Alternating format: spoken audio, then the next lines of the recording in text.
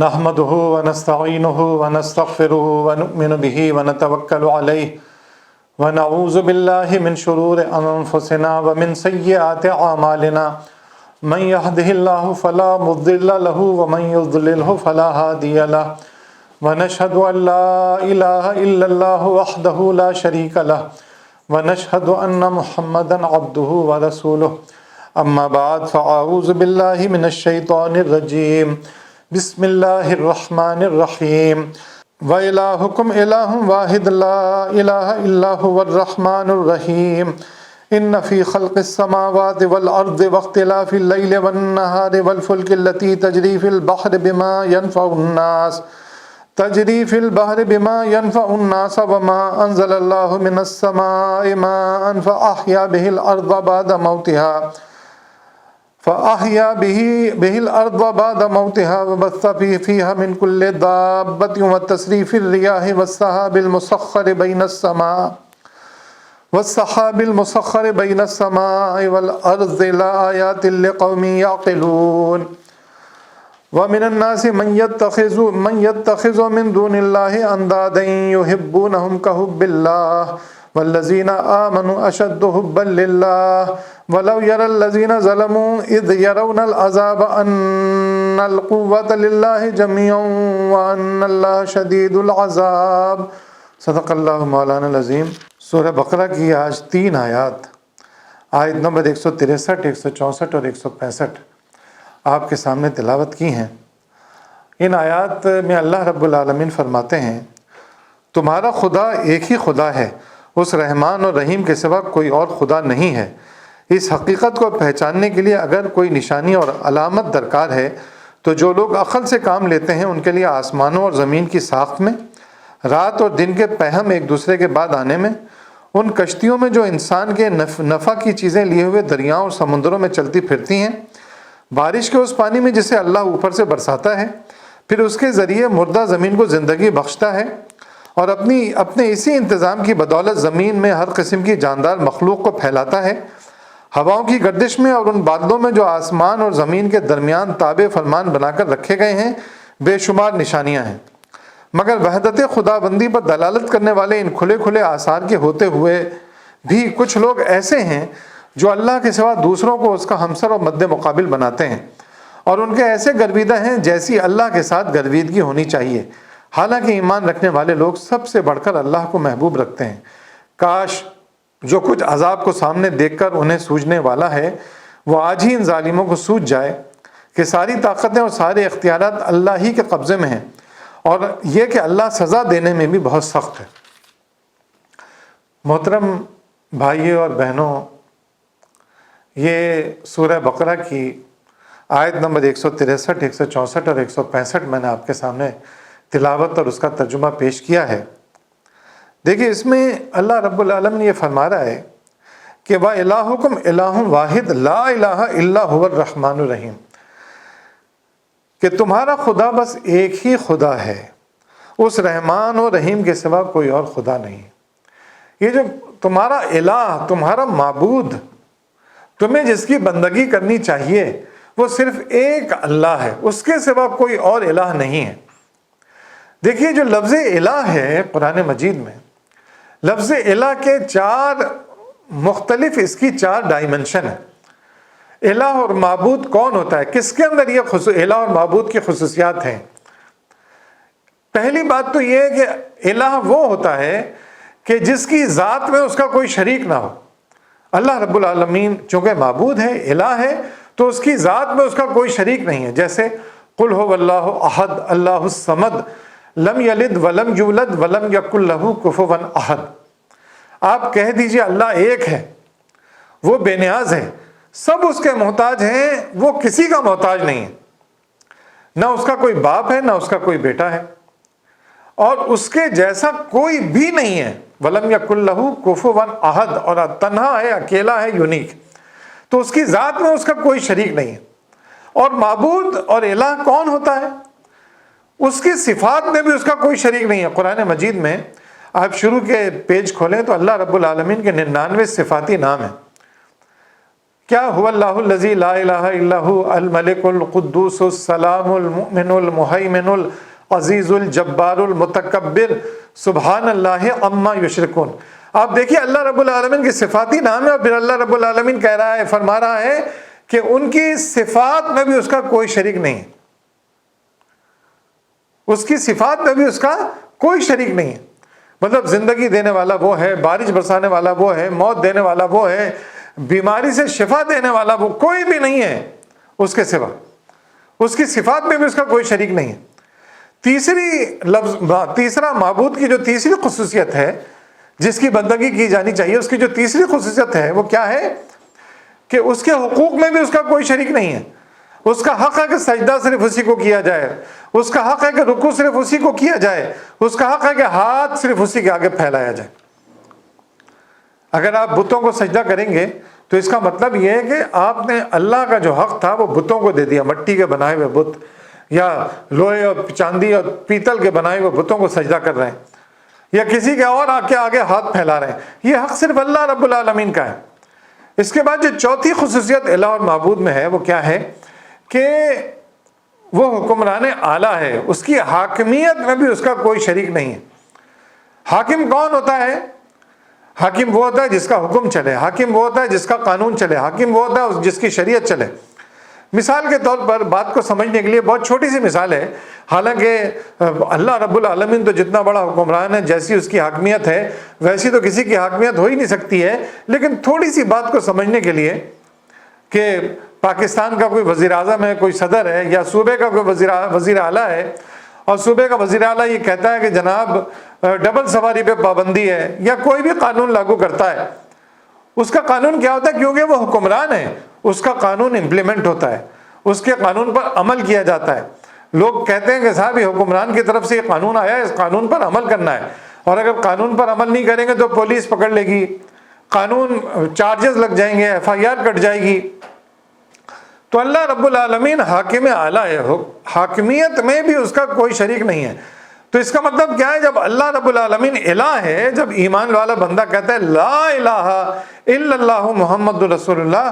جب وہ یہ کہتا ہے کہ کوئی معبود نہیں ہے، تو وہ دراصل یہ بات کہہ رہا ہوتا ہے کہ اللہ کی ذات میں اس کا کوئی شریک نہیں ہے، وہ تنہا ہے، وہ اکیلا ہے۔ وہ اس بات کو کہہ رہا ہوتا ہے زندگی دینے والا، موت دینے والا، بارش برسانے والا، شفا عطا فرمانے والا، رحیم کریم، سب اللہ کی ذات ہے اور کوئی بھی نہیں ہے ان کی صفات میں بھی شریک۔ اور پھر وہ اس بات کا اعلان کر رہا ہوتا ہے میں کسی کو سجدہ نہیں کروں گا، میں کسی کے آگے رکوع نہیں کروں گا، میں کسی کے آگے ہاتھ نہیں پھیلاؤں گا سوائے اللہ رب العالمین کے۔ اور پھر وہ اس بات کو بھی کہہ رہا ہوتا ہے کیونکہ اللہ حکمران اعلیٰ ہے، حاکم اعلیٰ ہے، تو قانون بھی اس کا چلے گا، شریعت بھی اس کی چلے گی، اور ہم اس کے قانون کو اور اس کی شریعت کو قبول کریں گے اور مانیں گے۔ تو اللہ رب العالمین یہاں پہ فرما رہے ہیں کہ وَإِلَٰهُكُمْ إِلَٰهٌ وَاحِدٌ، وہ الہ، وہ رب العالمین۔ اب دیکھیے انسانوں نے اپنے کون کون سے الہ بنائے ہوئے ہیں۔ اللہ رب العالمین فرماتے ہیں الم عہد الیکم یا بنی آدم اللہ تعبدوا الشیطان انہ لکم عدو مبین، اے آدم کے بچوں کیا میں نے تم سے یہ عہد نہیں لیا تھا کہ دیکھو شیطان کی بندگی مت کرنا۔ بندگی کس کی؟ اللہ رب العالمین کیا کہہ رہے ہیں؟ بندگی اس کے سوا کسی کی نہیں کی جائے گی، اس کے سوا کوئی معبود نہیں ہے۔ اور یہاں اللہ رب العالمین کہہ رہے ہیں کہ شیطان کی بندگی سے تم کو میں نے منع کیا تھا۔ تو شیطان کی بندگی تو آدمی کیسے کرتا ہے؟ شیطان کو تو آدمی حج میں جاتا ہے تو پتھر مارتا ہے۔ پوری دنیا میں چاہے کافر ہو چاہے مشرک ہو کوئی بھی ہو، شیطان کو غلط کہتے ہیں کہ شیطان ایک خراب چیز ہے۔ تو بندگی کون کرتا ہے؟ بندگی کرنے کا مطلب یہ کہ اس کا حکم ماننا، اس کے قانون پر عمل کرنا، شیطان جو قانون بنا کر دے اس قانون کے مطابق اپنی زندگی گزارنا، یہ شیطان کی بندگی ہے۔ پھر اللہ رب العالمین ایک اور جگہ فرماتے ہیں افرأیت من اتخذ الہہ ہواہ، کیا تم نے کسی ایسے شخص کو دیکھا ہے کہ جس نے اپنی خواہشات نفس کو اپنا معبود بنا لیا ہے؟ خواہشات نفس، میری خواہشات نفس جو چاہتی ہیں میں اس کے مطابق عمل کرتا ہوں، اللہ کے احکامات کو نہیں دیکھتا ہوں۔ اللہ نے اپنے احکامات جو اپنے رسول صلی اللہ علیہ وسلم کے ذریعے بتائے ان کو قبول نہیں کرتا ہوں۔ حاکم اعلیٰ میں اپنی خواہشات نفس کو سمجھتا ہوں کیونکہ میں اس کی بندگی کر رہا ہوں۔ تو یہاں اللہ رب العالمین فرما رہے ہیں وَإِلَٰهُكُمْ إِلَٰهٌ وَاحِدٌ، اگر کوئی الہ ہے، کوئی معبود ہے تو وہ صرف واحد اللہ رب العالمین۔ اور یہاں پہ یہ بات کہہ کر اللہ رب العالمین نے بات ختم نہیں کر دی، لا الہ الا هو الرحمن الرحیم،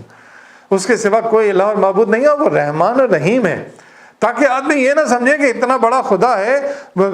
اس سے محبت کی، اس سے معافی کی کوئی تمنا ہی آدمی نہ کر سکے۔ تو اللہ رب العالمین فرما رہے کہ میں رحمان اور رحیم بھی ہوں، میں رحم کرنے والا ہوں اپنے بندوں پر، مجھ سے زیادہ کوئی رحم کرنے والا نہیں ہے، مجھ سے زیادہ میرے بندوں پر کوئی احسان کرنے والا نہیں ہے، مجھ سے زیادہ اپنے بندوں سے کوئی محبت کرنے والا نہیں ہے۔ اور پھر فرمایا اس کے بعد پھر دیکھیے 8 نشانیاں اللہ رب العالمین فرما رہے ہیں کہ یہ جو اصل میں واقعہ یہ ہوا تھا کہ حضرت عباس رضی اللہ تعالیٰ عنہ سے ایک حدیث مروی ہے کہ جس میں وہ کہتے ہیں قریش کے لوگ حضور نبی کریم صلی اللہ علیہ وسلم کے پاس آئے اور ان لوگوں نے کہا کہ یہ جو احد پہاڑ ہے یا مکے کا کوئی پہاڑ ہے، اسے اگر سونے کا بنا دیا جائے، یا صفا مروہ میں سے کوئی پہاڑ ہے اس کو سونے کا اگر بنا دیا جائے تو ہم پھر اللہ رب العالمین پر ایمان لے کر آ جائیں گے۔ نبی اکرم صلی اللہ علیہ وسلم نے ان سے کہا کہ تم پکی بات کرتے ہو، وعدہ کرتے ہو؟ ان لوگوں نے کہا کہ ہم پکا عہد کرتے ہیں، اگر یہ سونے کا بنا دیا گیا تو ہم جو ہے ایمان لے کر آ جائیں گے۔ اللہ کے نبی صلی اللہ علیہ وسلم دعا کرتے ہیں، حضرت جبرائیل امین آتے ہیں اور کہتے ہیں کہ آپ کی دعا قبول کر لی گئی، لیکن پھر یہ بات کہہ دیجئے کہ پھر جو نہیں مانے گا اس پر اللہ رب العالمین عذاب کا ایسا سخت کوڑا برسائیں گے کہ وہ سنبھل نہیں پائے گا۔ تو رسول اللہ صلی اللہ علیہ وسلم فرماتے ہیں کہ نہیں پھر آپ رہنے دیجئے، پھر میری دعا قبول مت کیجئے، میں ان تک دعوت پہنچاتا رہوں گا، جو جن کے دلوں میں نرمی ہے وہ دعوت کو قبول کرتے جائیں گے، یہ مت کیجئے کہ یہ عہد سے پھر گئے تو ان پر عذاب کا کوڑا آ جائے گا، ایسا مت کیجئے، یہ دعا قبول مت کیجئے۔ حضور نبی کریم صلی اللہ علیہ وسلم یہ بات کہتے ہیں۔ تو پھر اللہ رب العالمین فرماتے ہیں کہ دیکھو جو سمجھ والے لوگ ہیں، سمجھ والے لوگوں کے بارے میں کیا فرمایا کہ اس حقیقت کو پہچاننے کے لیے کہ اللہ رب العالمین تنہا ہے، اکیلا ہے، اس پوری کائنات کا مالک ہے، وہ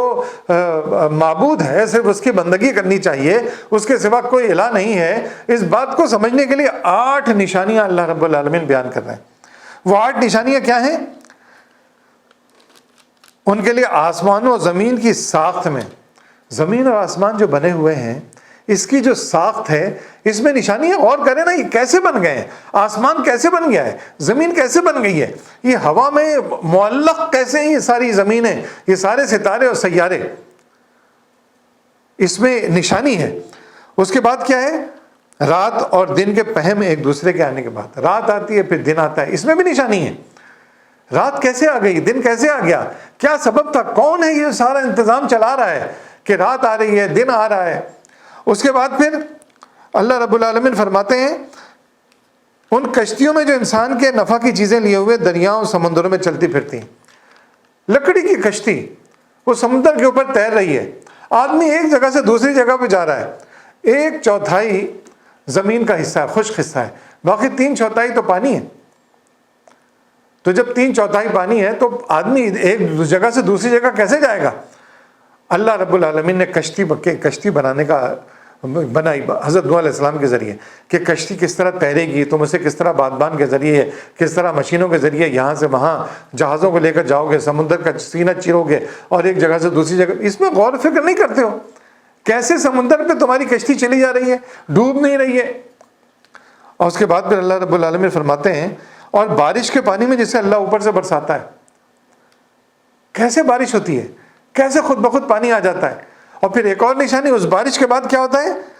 زندہ مردہ زمین کو زندگی بخش دیتا ہے، اس میں پھول بوٹے نکل آتے ہیں، اس میں درخت اور سب چیزیں نکل آتی ہیں، انسان کے کھانے پینے کی چیزیں اس میں نکل آتی ہیں۔ پھر ہر قسم، اسی انتظام سے ہر قسم کی جاندار مخلوقات، سب کو پانی چاہیے ہوتا ہے، جاندار مخلوقات کو اللہ رب العالمین پھیلاتا ہے۔ ان سب چیزوں پہ غور کرے نا انسان۔ اور پھر ہوا کی گردش میں، ہوا گردش پہ چلتی ہے، کبھی گرم چلتی ہے، کبھی ٹھنڈی چلتی ہے، کبھی آندھی چلتی ہے، کبھی نہیں چلتی ہے، کبھی حبس ہو جاتا ہے۔ یہ کیسے ہوتا ہے، کیوں رک جاتی ہے، کیوں چل جاتی ہے، کیوں گرم ہو جاتی ہے، کیوں ٹھنڈی ہو جاتی ہے؟ آدمی غور و فکر کرے نا، اس کو چلانے والا کون ہے؟ کیا کوئی انسان ہے ایسا؟ کسی انسان کی میں طاقت ہے کہ ہواؤں کے ساتھ اس طرح کا کر سکے؟ کیا کسی انسان میں یہ طاقت؟ جب انسان دیکھ رہا ہے کہ کوئی انسان ایسا نہیں کرتا، یہ تو پوری کائنات کی حقیقتیں ہیں، تو پھر بھی وہ کوئی ایمان لے کر نہیں آتا ہے۔ اور اس کے بعد پھر ان بادلوں میں جو آسمان کے درمیان تابے بنا کر رکھے گئے، بادل کروڑوں ٹن پانی لے کر بادل موو کر رہے ہوتے ہیں خلا میں، زمین کے اوپر آسمان سے نیچے کروڑوں ٹن پانی، حالانکہ پانی کا تو کام یہ ہے کہ نیچے گر جائے، وہ نہیں گرتا ہے، جہاں اللہ رب العالمین اس کو حکم دیتے ہیں پھر وہاں پر بارش برستی ہے۔ 8 نشانیاں اللہ رب العالمین نے بتائی کہ کسی نشانی کو مانگنے کی ضرورت نہیں ہے اللہ کو پہچاننے کے لیے۔ اللہ کو پہچاننے کے لیے یہ نشانیاں کافی ہیں کہ انسان اللہ کو پہچان لے، اللہ کو جان لے، کسی نشانی کی ضرورت نہیں ہے۔ عقل مند آدمی، سمجھ والا آدمی، فرمایا رب العالمین نے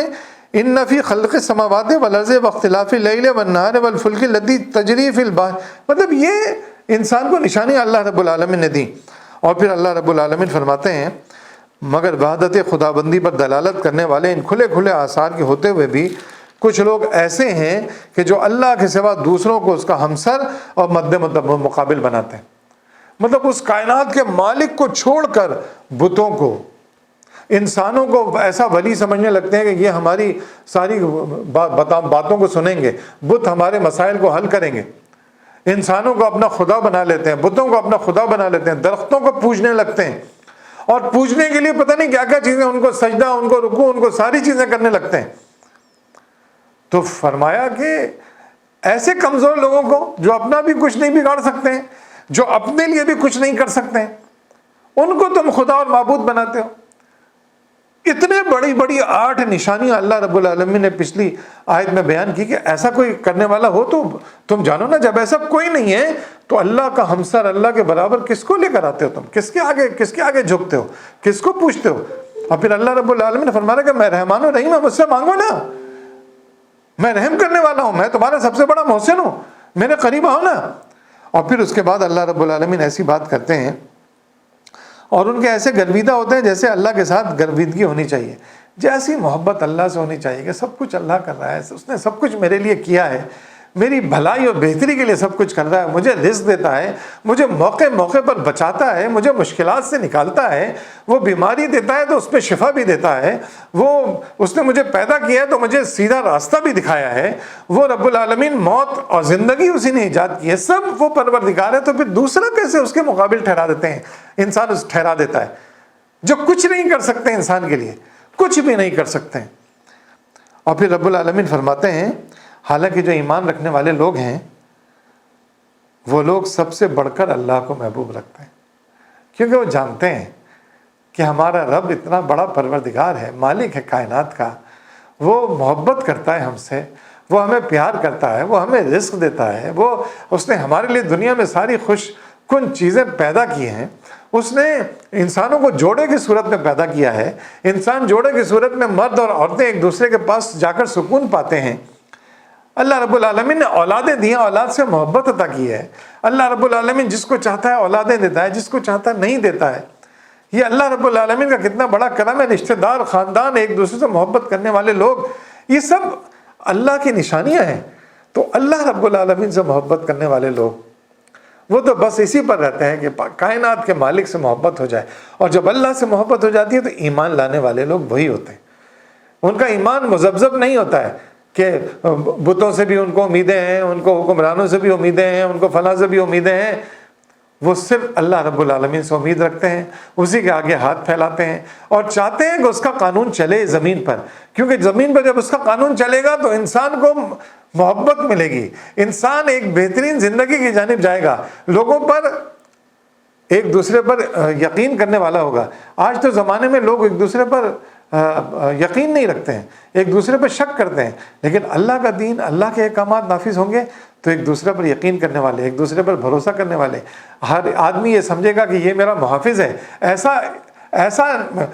معاشرہ اللہ رب العالمین نے دیا ہے اپنے قوانین کے ذریعے۔ تو اللہ معبود ہے، اس سے محبت کرنے والے لوگوں کو معلوم ہے کہ اس کے قوانین میں ایسی زبردست انصاف ہے، ایسا احسان ہے، ایسی بڑائی ہے، ایسی بہتری ہے کہ اس کے مطابق زندگی کو گزارا جائے تو